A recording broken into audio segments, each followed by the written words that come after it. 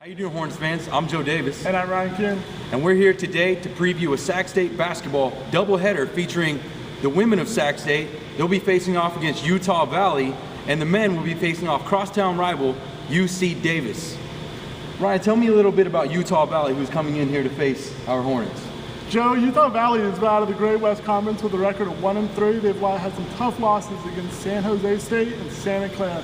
What about UC Davis, Joe? I know they're out of the Big West, but what struggles have they had so far this season? Well, UC Davis comes in 0-2. They have played some tough teams, a tough schedule, but they do come in with a 6'3" guard, Corey Hawkins, who's averaging 21 points a game.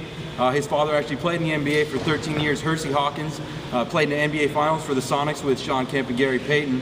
So I think he's a guy that they're going to have to look to slow down when they come in here. But I think the Hornets defense is up to the task. What about Utah Valley? What's the leadership like for the Hornets, and who do they have that are going to shut down the opposition? Joe, the Hornets have 3 starters: Fantasia Hilliard, Kylie Keynes, and Allie Moreno. They all were last year's starters, but with their fast-paced, up-tempo style offense and hardcore, full-court press defense, it shouldn't be a problem against Utah Valley. Joe, talk a little bit about the Hornets this year, and with the record of 3-0, knocking off Utah.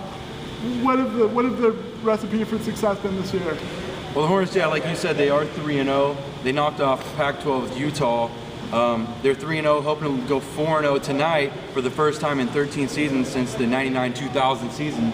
So the recipe that they've used so far is just high pace, pushing the ball, pressure offense, but they're also playing good defense. They brought in Mike McKinney. He's a transfer from Ohlone Junior College down in Fremont. He's come in, he's putting up over 16 points a game. John Dixon, senior leader, he's a forward.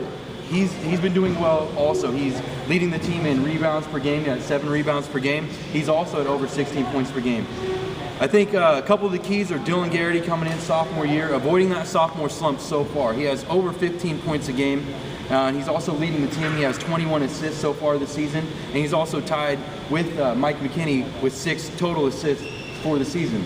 The X factor is the 6th man for the Hornets. They bring in Jackson Carbajal, who, coming off the bench, he does get a lot of minutes. Coming off the bench, he's been able to average over 8 points a game, and he's also been able to contribute on the rebounding and defensive side of the ball, where he's getting just over 1 steal a game.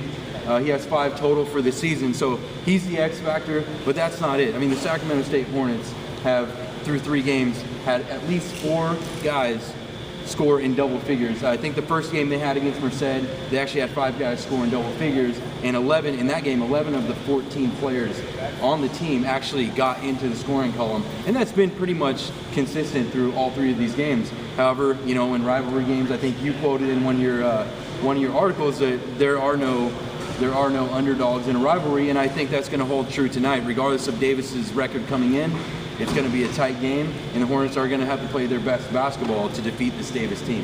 What do you think about this team? The football loss that happened last week. Do you think they're out to get a little revenge, even though it's a different sport? Honestly, I think that's something for the fans. The fans are definitely wanting to see that.